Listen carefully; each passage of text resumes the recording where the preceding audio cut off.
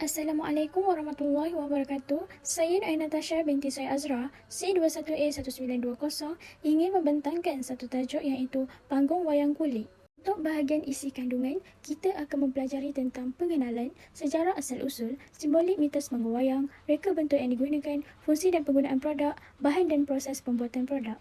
Bagi bahagian pengenalan, seperti yang kita ketahui, wayang kulit adalah satu bentuk teater tradisional yang menggunakan prinsip cahaya dan bayang. Persembahan wayang kulit selalunya diiringi oleh satu kumpulan muzik, paluan, gamelan dan juga alat tiupan seperti serunan ataupun rebab. Menurut Dai Ottoman 2012 menyatakan bahawa wayang kulit adalah satu pergerakan gambar-gambar dalam persembahan yang dimanipulasi oleh dalang dengan bantuan kumpulan pemuzik berasaskan kepada peraturan yang ditetapkan. Setiap aspek persembahan dalam wayang kulit mempunyai konotasi makna bersifat fizikal dan simbolik. Manakala, wayang kulit ini juga memainkan peranan dalam konteks sosial budaya masyarakat di mana kita dapat lihat berbagai bentuk dan jenis wayang kulit kita boleh didapati di Asia, lebih-lebih lagi di Asia Tenggara. Seterusnya, sejarah dan asal-usul.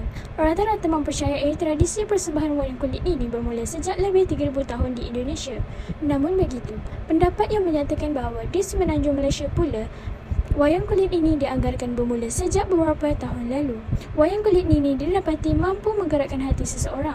Semakin tinggi jiwa seseorang pendukung, semakin tinggi pula perhatiannya terhadap wayang kulit.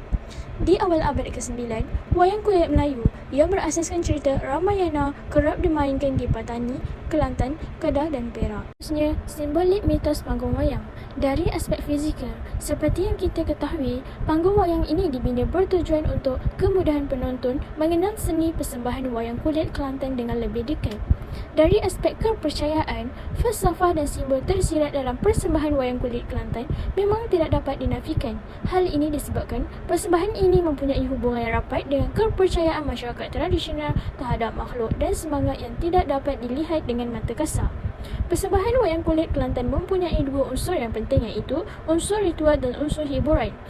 Seterusnya, reka bentuk yang digunakan. Pertama, pembinaan panggung wayang kulit tradisional tidak lagi great. Persembahan akan berlangsung dari satu tempat ke tempat yang lain.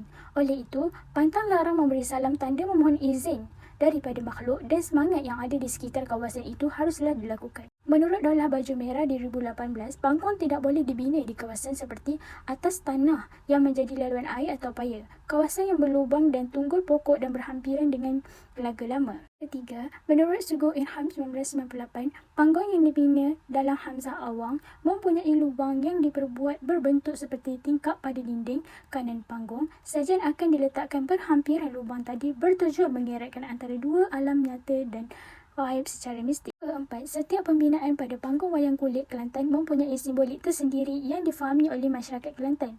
Setiap pengamal wayang kulit percaya bahawa makhluk gaib hadir semasa persembahan berlangsung. Oleh itu, pantang larang dalam pembinaan panggung dijalankan dengan penuh teliti dan berjaga-jaga. Seterusnya, fungsi dan penggunaan produk. Setiap yang kita ketahui, fungsi adanya panggung wayang kerana setiap persembahan memerlukan sebuah ruang bagi mempersembahkan persembahan. Ruang persembahan ini juga bertujuan untuk memberi gambaran latar tempat, zaman dan masa berlakunya kejadian yang dipersembahkan. Abdul Rahman Napiah 1987. Hal ini juga melibatkan ruang berasingnya para seniman yang mahu mempersembahkan persembahan mereka.